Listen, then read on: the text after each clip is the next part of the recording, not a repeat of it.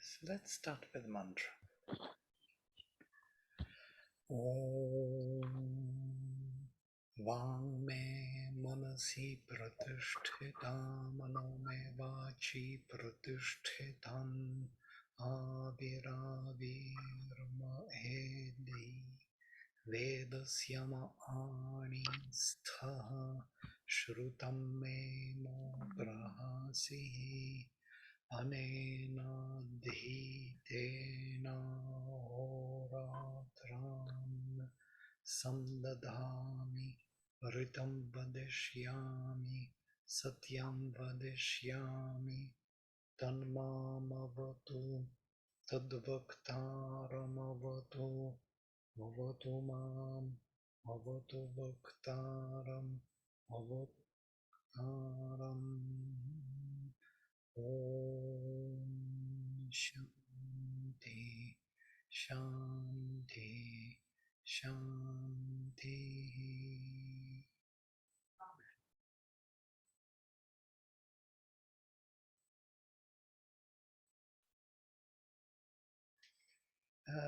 We stopped at number 8. I hope that we will finish today the whole hymn. Let's read through. Vishwasam tva vishampatim havamahe Sarvasam samanam dampatim bhuje satyagirvahasam bhuje atithim manushanam piturna yasya asaya amicha vishve amritasa avayo avyadeveshu avayah.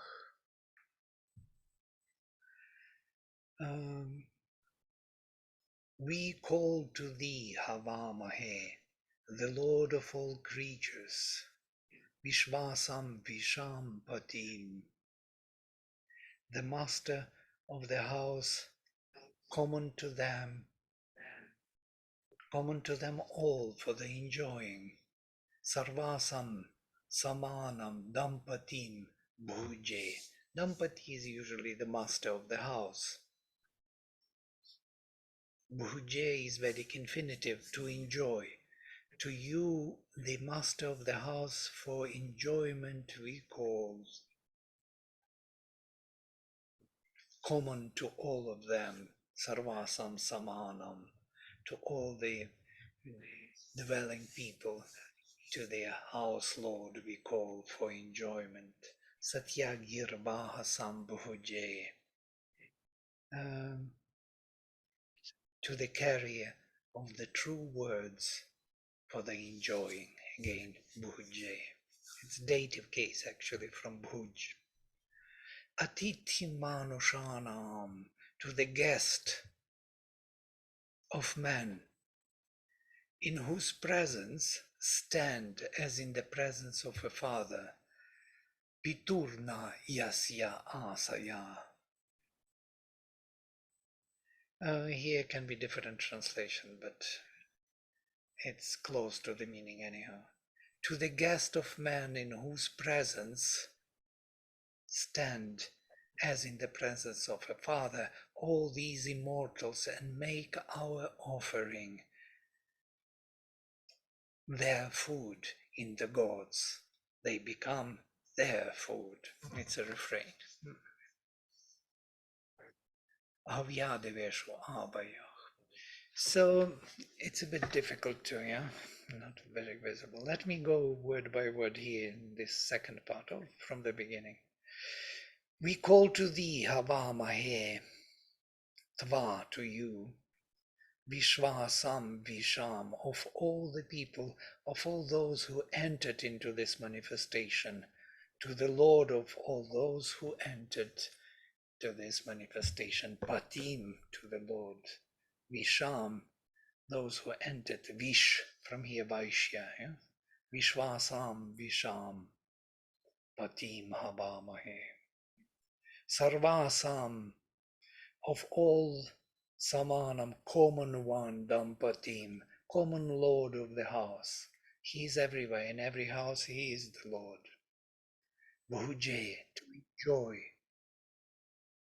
to possess, to appropriate, uh, to connect all to oneself, literally. It's very interesting etymologically because bhaj is to share and bhuj is to enjoy. Bhaj is also devotion, sharing, and at the same time, by sharing, from here, bhaga, bhagya, all these words, is receiving the delight. Delight is in sharing one's own being with others.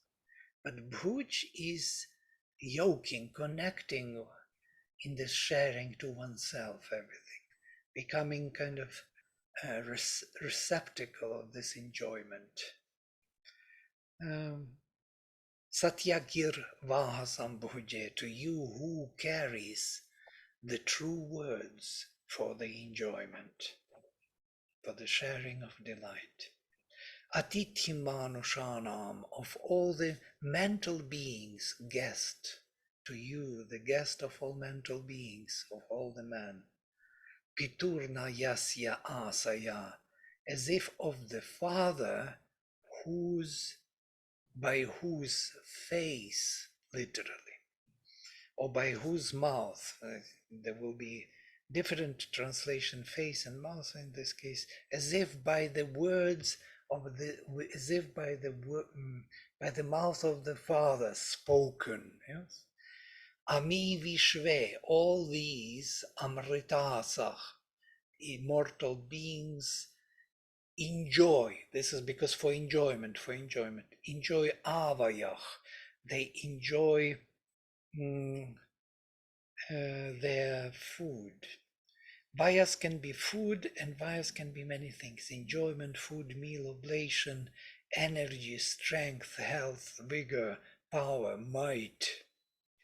Vayas also has a sense of age. It's from root V, to weave the tapestry in time and space. Yeah. So the period of life, age, may we enjoy, so to say, all these immortals may enjoy the, how to say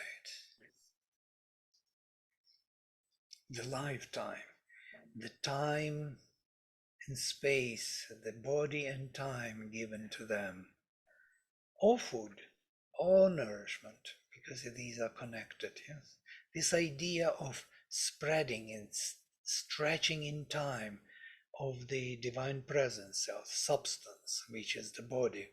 This is the time frame in which we live also. Vyas has that idea. We have it in other languages, yes? Vayaska or something. Do we have in Hindi, Vyas? Vaya? No?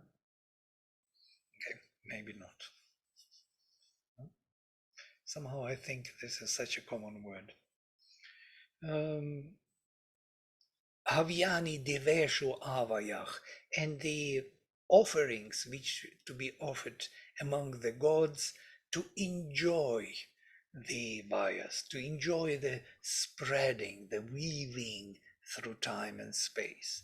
So all those immortals should enjoy the weaving through time and space of the sacrifice, yes?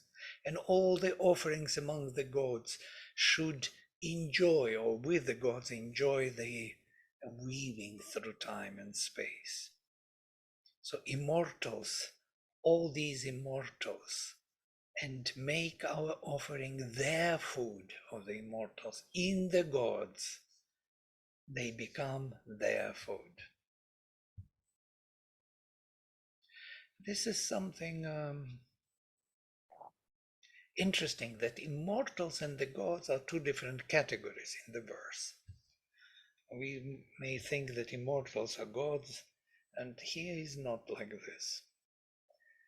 All the immortals should enjoy the weaving through time, and among the gods, all the offerings, they should enjoy the weaving through time.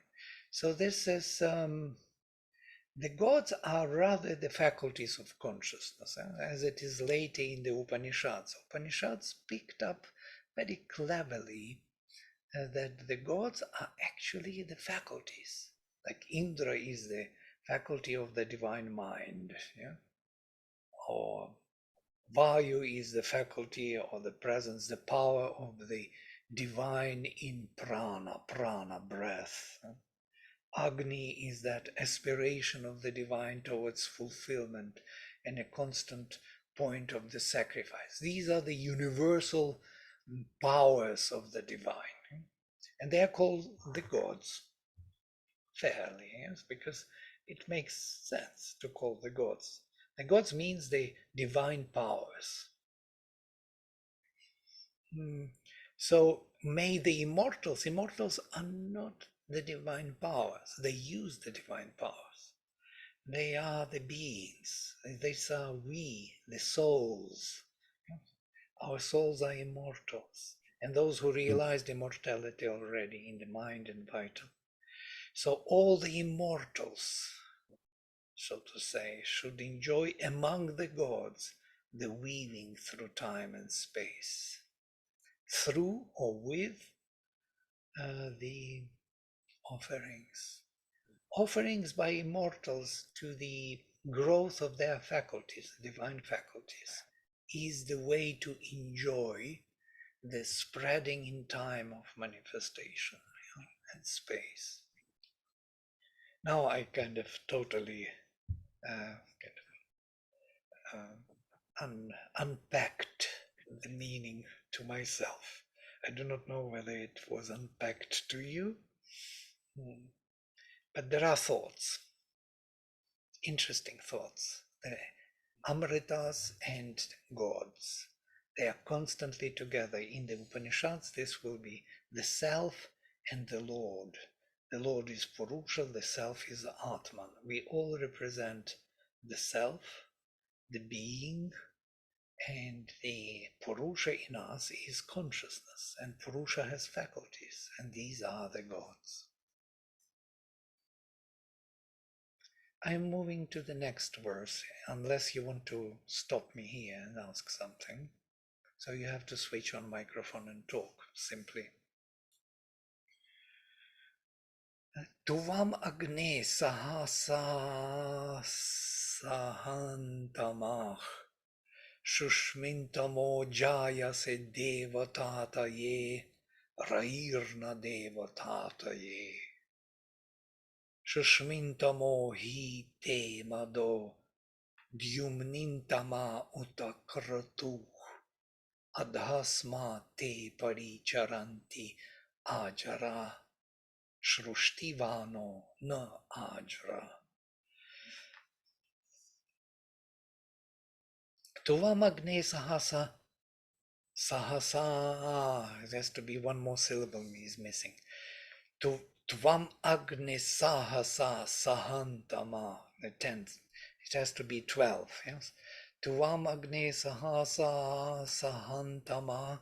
Shushmintamo Jayase Devatataye Rairna Devatataye Shushmintamo Hite Mado Dyumnintama Utakratu Adhasmate Paricharanti Ajara Shrushti Vano Na Ajara.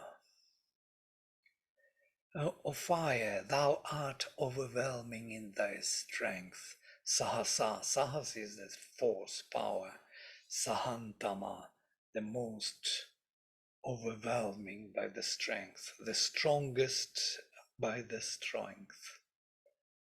Thou art born most forceful.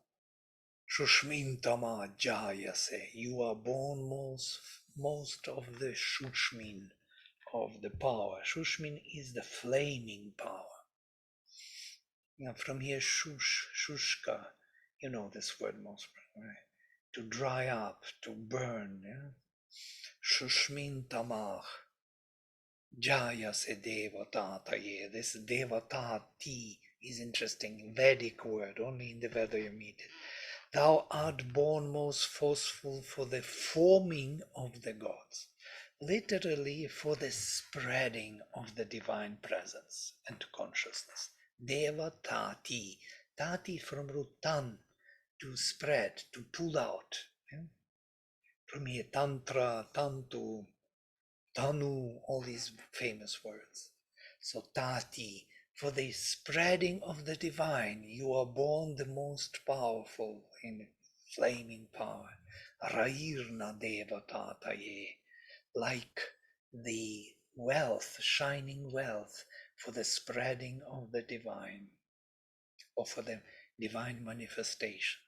Sri Aurobindo says for the forming of the gods, as if a wealth for the forming of the gods. Shushmintamo hite mado, most powerful in thy rapture, madach. Madach is from root mad, to be mad, actually easy to remember, to be intoxicated, to be delighted. It's to be mad also. So that's most probably in many cultures, mad people were considered to be, those saints or something happened to them, divine. Even in India, even in Christian cultures also. Madness as if the divine property of delight. So you don't care, you are in delight. So this, you are the most powerful in thy rapture, most luminous thy will. Shushmintama utakratuch, and your will is dyumnintama. Dyumna, most luminous is your kratu, is your will. Adhasmate paricharanti ajara. So they serve thee, O ageless fire, ajara. Who hear thy word serve thee, shrushti vano, no ajara. So, O ageless one, those who hear your word, who obey your command. It's also a Vedic formation. Shrushti van is the one who has shrushti. Shrushti is a very ancient form of shruti. The one who has hearing, who has opened his consciousness to the revelations, or the one who obeys also and serves by that. Interestingly, etymologically, for those who are interested in linguistics, shru word is to hear, yes, to. In Slavic languages also it is shravas. We have another word, shravas, from shru, yes, it's still there. Shravas is the fame, also the word, because the word is heard. What is heard is fame. And from here we have slovo in Slavic languages. Slovo is the word, and slava, shravas, is the fame. It's amazing. And from here we have Slovyani. Slovyani is those tribes, yes, who lived there in the Central Europe, who came actually from India, according to Book of Veles, from Pendep, most probably Punjab, 5 rivers. They came to the Carpathian region and settled there at the beginning of the millennium, first millennium. So, and they called themselves Uktriani, Uktri. What does it tell you? Vaktar, Uktri. Huh? So those who carry the word, and that's why they were called Slovyani, those who carry word. Yeah? There is in one of the manuscripts is written a very interesting mentioning of these Uktriani who came to Europe from the east. Uktriani Glagolемые Brahmani. Uktriani, they call themselves Brahmani. And they Ostrovici, I'm speaking in ancient Russian or Ukrainian rather. Ostrovici, мясо не едяши, вино не пьюши. They live on the island. They lived on the island Rügen in the north of Poland and in between there. They don't eat meat. They don't. They offer their offerings to the gods by honey and flowers. And they call themselves Brahmani. Nobody wants to comment on this passage in the Tatishev Letapish, because what Brahmani are doing there in the middle of the millennium in Europe? Yeah? So everybody avoids that passage. But these Uktriani carrying the word, why I'm saying about this? All because Shru, to hear, Shruti, Shrushti, Shravas, yes, as the fame and as the word, is that what is the basic root for Slavic tribes. From here, slave also. Slave in English language because it is the one who listens, who doesn't speak back.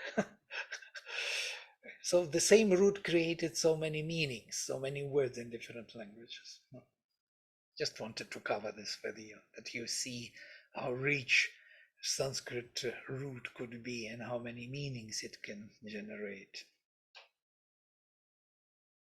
So Ukraina is from Uktriania, those who carry the word. So I belong to Ukraine.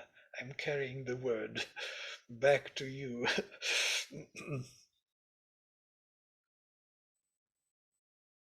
Right. And then we move to the next one, unless you want to interrupt. Bravo Mahe Sahasa Sahasvata. Bravo Mahe Sahasa Asahasvata. Ushar Buddhe Pashushena. Some missing syllable. Agnaye Stomo Babhutu Agnaye. Pratiyad Im Havishman Vishvasu Kshasu Joguve Agre Rebhona Jarata Reshunam Jurnir Hota Reshunam. So Nam has to be repeated twice for the meter. To the Great One, the strong in his force, the waker in the dawn, Ushar Buddhe, to the one who wakes in the dawn, to fire as to one who has vision. Pashushe, Pashuch, it translates the one who sees. Let your hymn arise. Stomo Babhutu Agnaye, to the fire. When the giver of the offering cries towards him, Havishman, the one who offers the offering, cries, Prati Yat Im, Vishvasu Kshasu Joguve, on the all Joguve invokes him, Vishvasu Kshasu, on all the lands, on all the plains. In front of the wise, Agre Rebhach, he chants our adorations. Rebhona, as if the one, the Rebha is the, interestingly here it is, yes, crackling, cracking, murmuring, praising. So it is connected with the fire, with when fire is crackling, you know, there's the wood, but it is also speaking, kind of praying, making japa, so as if the one who makes japa, makes invocation, in front of the wise Agrere Bhona, he chants our adoration, Jarata, the priest of the call of the wise who chants their adoration, Jurnich, calling Hota, invoking Rishunam.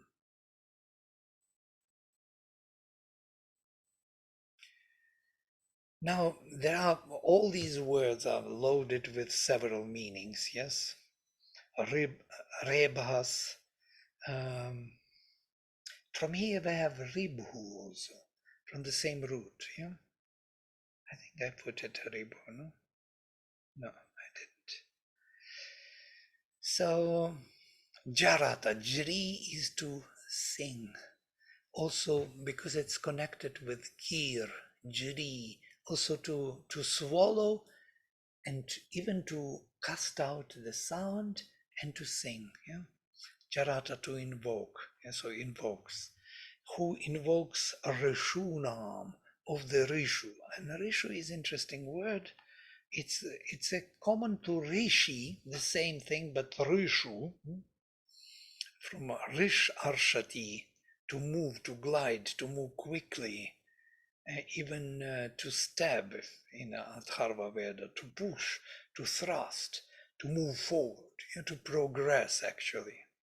So Rishu in the they don't know the derivation, so they put a question mark for it. Rish, to glow, to flame. From here we have rich, another word, kindred to it. From here Rig Veda, yes? And Rishi and Rig Veda are connected somehow, kindred roots. So Rik is this flaming word, aspiring word, word of the soul, which is coming from the depth of our being. Yes, from here we have other derivations such as Arka. Arka is the hymn or the sun, light. So it's the word, the sound, and the light, yeah, together. Rich, rickshaw. From here we have another interesting derivation, rickshaw. And rickshaw is not rickshaw in Hindi, but in Sanskrit is the bear. Bear rickshaw. And this bear, we have Great Bear constellation. You know this, rickshaw. From here we have Arctica, the same etymology. Yeah. Because Arctus in Greek is the bear, actually. It's the same etymology. So Arctica is where the white bear, so to say, or maybe not even white bear, maybe Riksha, the white, or this big bear constellation which is pointing to Dhruvam, to the polar star. There are 7 stars there, and these 7 stars of Riksha are considered to be Purva Rishaya, the first rishis. Now we finally arrived. So Rishu, Rishi, Riksha, Rich, these are all kindred roots, and they point us to that beginning of the creation of our galaxy, I guess, because we are speaking here about the center of the galaxy. So it's language is loaded with suggestions.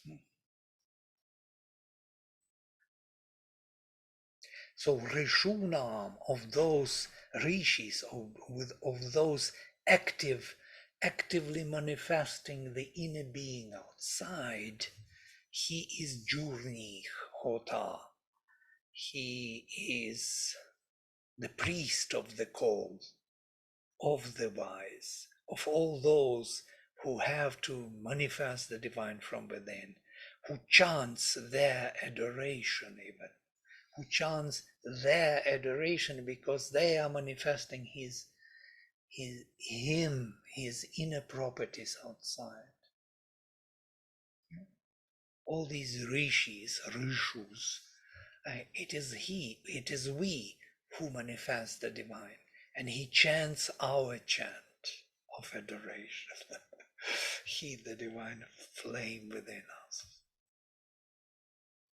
And the last verse of this hymn, if it can be considered a verse, because there are several verses within the section.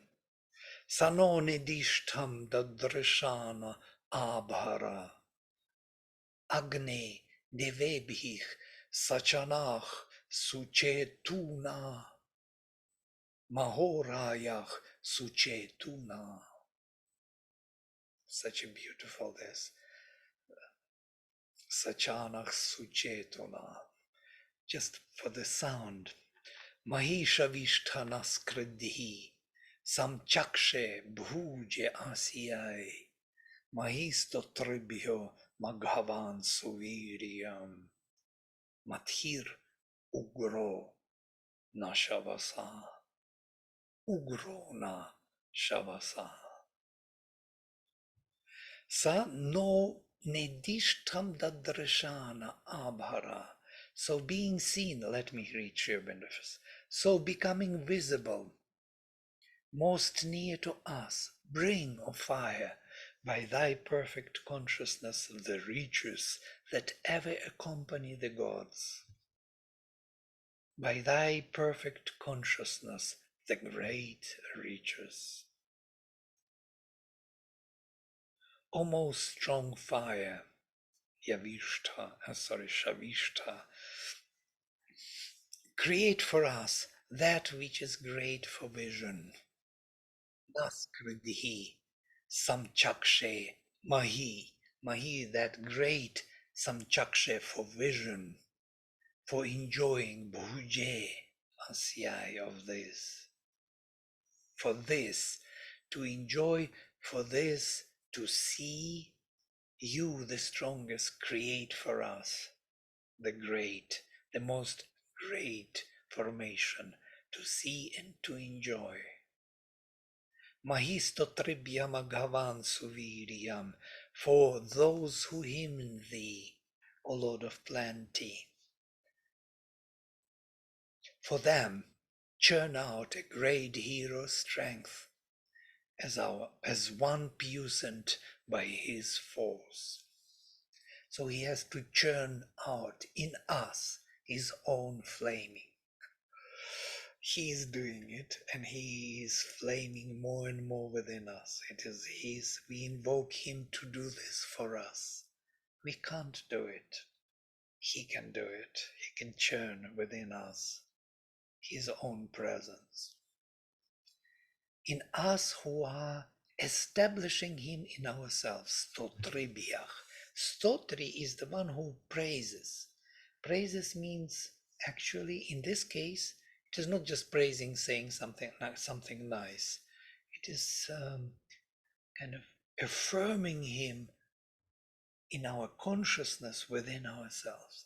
For those who affirm him within themselves, for them, O Maghavan, churn out this perfect force, Suviryam, you powerful Ugra, by your Shavasa, by your power. And this is the end of the hymn. I know it's a little too much to take these 4 sections, but if you remember anything or want to share something. Yeah, Vladimir, just a small question. This Totrabhyo, the ending bhyo, does it have anything to do with birth? No, it's Sandhi. It should be Stotribhyach. It's Visarga Ach before M voiced consonant became O. It's just a So sound. what would bhya mean actually? Bhyach means a dative case. Yeah, if you go Suarja Samachastabhyam Bhyam Bhyas, Nasi Bhyam Bhyas. This Bhyas Okay, is the ending, which is plural dative and ablative case. I didn't understand that at all. Oh, What well, in case this? for or from. Yes, the Okay, Bias means for from. By the way, for or from. yes, Okay, got it. yeah, Sorry, yeah, go ahead. no problem. I was thinking how to really explain this otherwise. Is there a way to say it? Is it could it mean of this stotra or from this stotra? From the stotris, and stotri is the one who does stuti, yeah, who Okay, makes prayer. Stotri, datri, we have this matri, pitri, okay, okay. bhratri, everywhere tri. Yeah. Tri is the suffix of the doer, yeah, speaker. That is that suffix.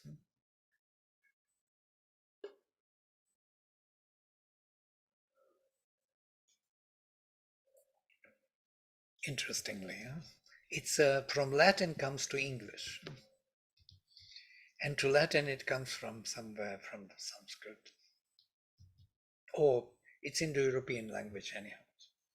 Sanskrit has its own formation from that source. Okay, thank you.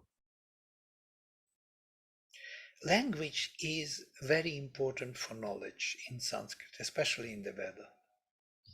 And I would encourage every one of you to make an effort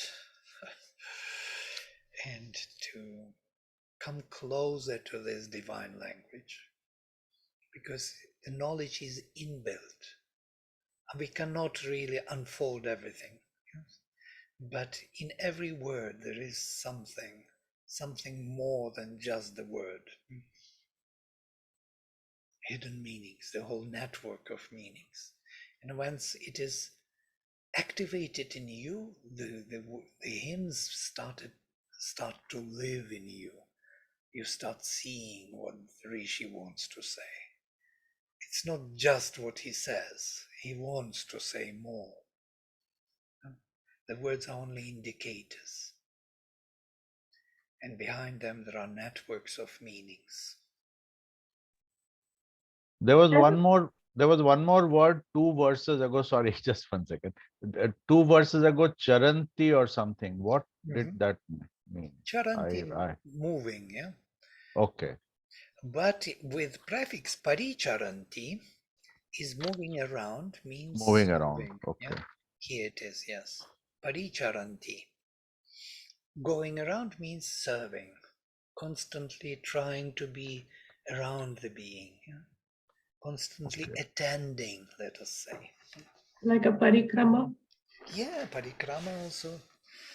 Yes. Kram is to step, pari around. Yeah. Char is to walk, pari around, to walk around, to step around. So I had something to just ask if we were talking about the language, and you said that one has to come close to the language. Does it mean to acquire both the comprehensive and the apprehensive knowledge? Absolutely, very nice. We miss comprehension. You know, comprehension goes beyond the immediate usage of the word as it is given in dictionaries. Right. The whole network of usage of different words from this root and the applications, they become alive. Yeah, they support the meaning of each word here, and that generates the power. Mhm. Thank you. Yeah, it's a Sanskrit is not just by chance called the Deva Bhasha. Yeah? It is really Deva Bhasha. It was made to serve the needs, the psychological and spiritual needs of our consciousness. Other Prakrits, they deviated and they started to live their own lives, developing their own, so to say, whatever, yeah? Connected to the land. Notice, all languages are connected to the land. We have French in France, we have Germans in Germany. Land. Sanskrit is not connected to the land. Though we say India, yes, India is the mother of this great rishis. But Sanskritam means perfected. It belongs to the gods. If gods are living in India, then yes. But if gods are not, then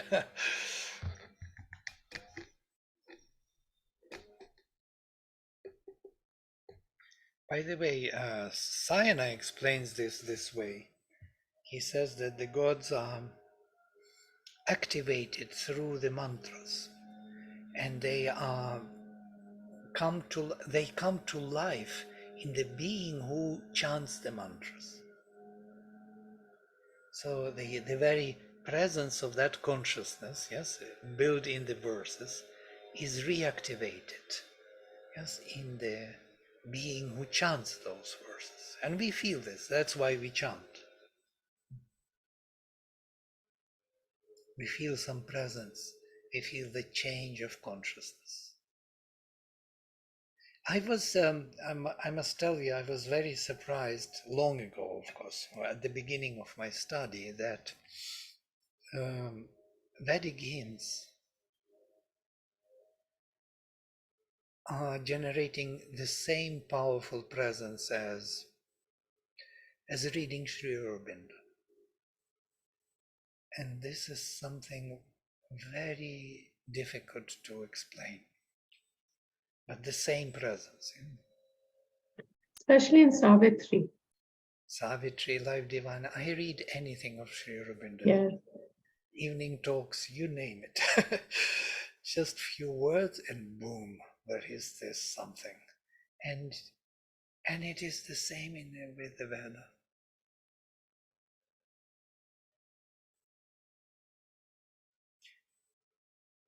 Gita is a bit different because it is more explanatory. You have to kind of reason, you have to think, you have to see what to do. There are very luminous kind of guidance. It's a guidance, it's a shastra, yoga shastra, as it is announced. Yeah? But Veda is not a shastra, it's something else. It's Rishi is invoking, he feels, he names the presence of consciousness, which is reactivated in those who follow the same way of naming.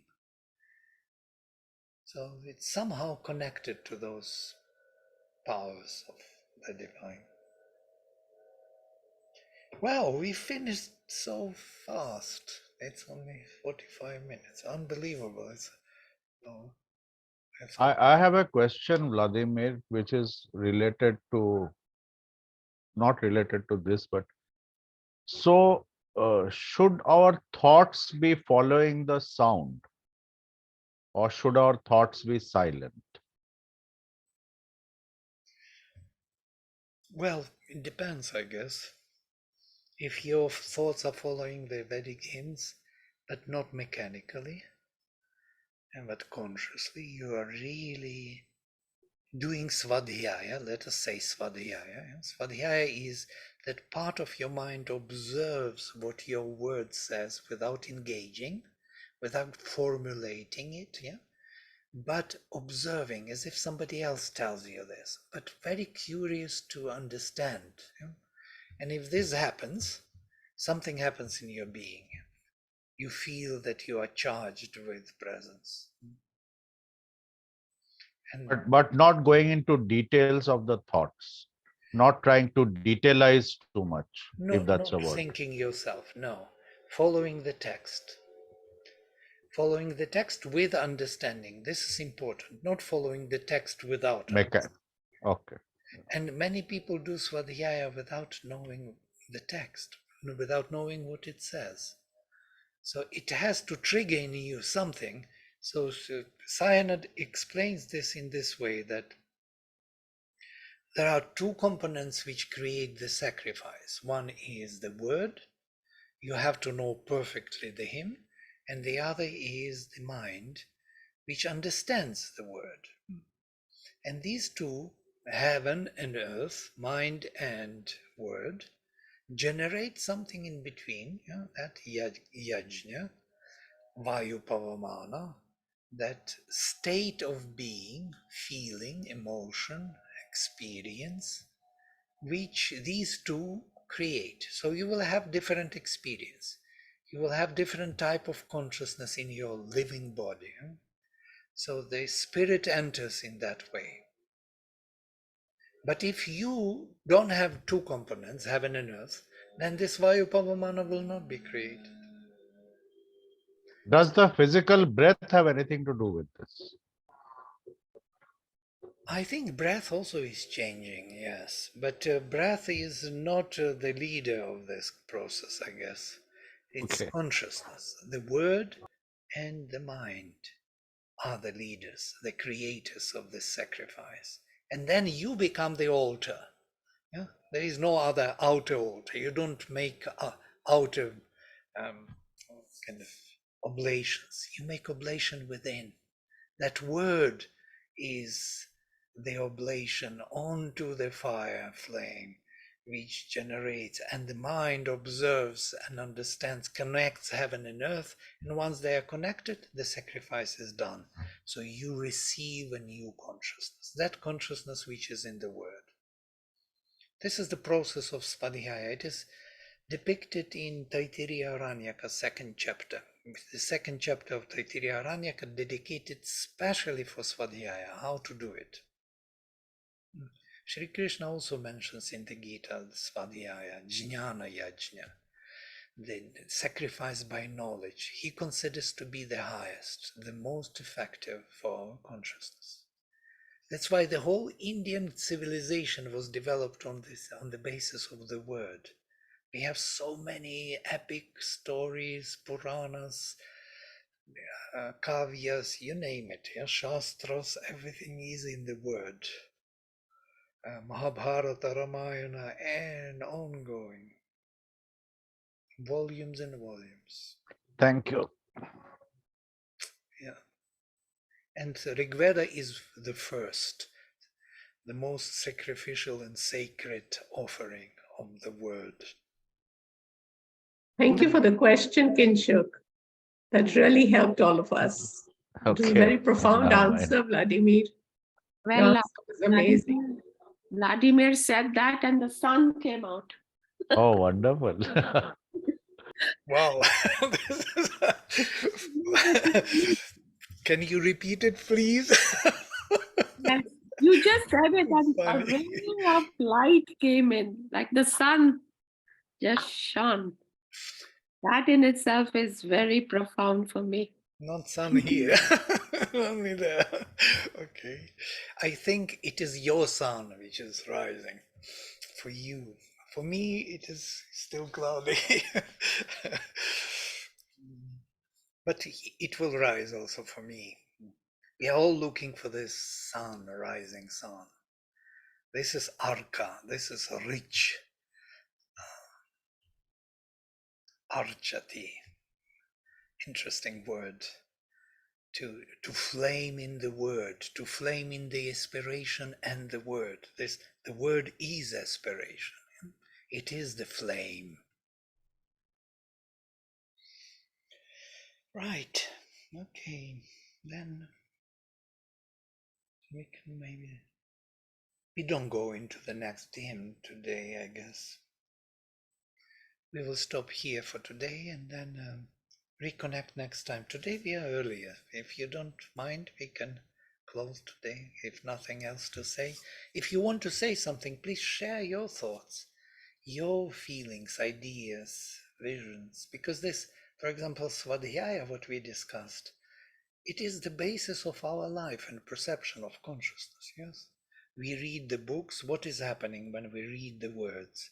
There is the mind which observes, and then experience comes. We read the books for the experience.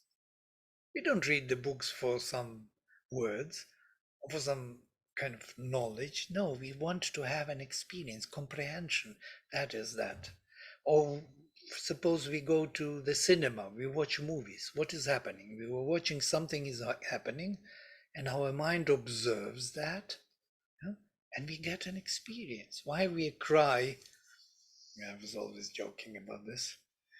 When Indian movies were in Soviet Union, and my father and mother were bringing us to Indian movies. When you come out from the cinema, you see everybody is all the ladies black eyes. Such an emotion. Where is it coming from? That Vayu Pavamana was generated. We observed the events, we understood them, and that generated in us the experience. This is Svadhyaya, the same Svadhyaya everywhere. In cinema, in theater, in the books, wherever the word is involved, wherever the action and the understanding of action is involved, that generates, this is heaven and earth connected in us. Yeah? So we constantly live this and relive. And I must tell you, sometimes reading the book is much more powerful than having your life experience. I know that. Yeah.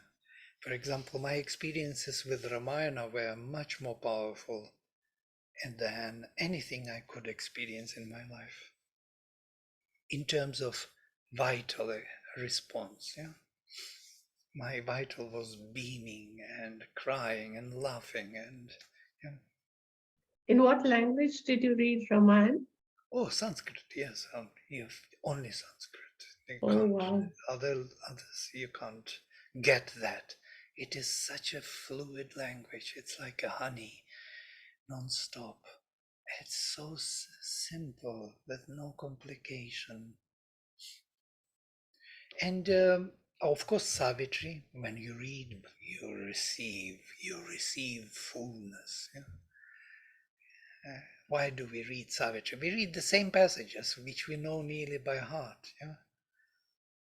I read it to myself, and this vision comes. Because we want the vision, we want the experience. So India caught this particular feature of our consciousness and made most of it. That's why it's so important not to speak vulgar language.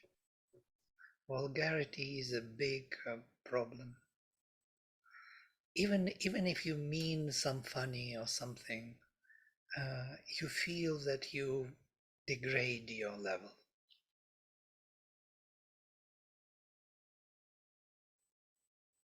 In Sanskrit, there is no vulgarity. You can't find one vulgarity. It's amazing. But no, nothing. You don't have language where there is no vulgar expression. And that is Sanskrit, the only one. Maybe Ukrainian also. They don't curse. When they want to curse, they start in Russian. Russian is the cursing language. Even Latin, I guess, the classical languages. Could be. I didn't check. Yeah, Greek and Latin. One has to check. Yeah, see how it is. Great. Okay. So I will close with mantra. Om Sarve Bhavantu Sukhinaha Sarve Santo Niramaya Sarve Bhadrani Pashyantu Ma Kaschit Dukkha Bhag Bhavet. Om Shanti Shanti Shanti.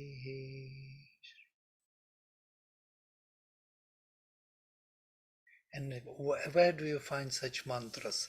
May all be happy. May all see only beautiful things. Yeah. May nobody partake of the suffering. This is so uplifting, so purifying the whole being. And I repeat this mantra all my life, and still it does something to you.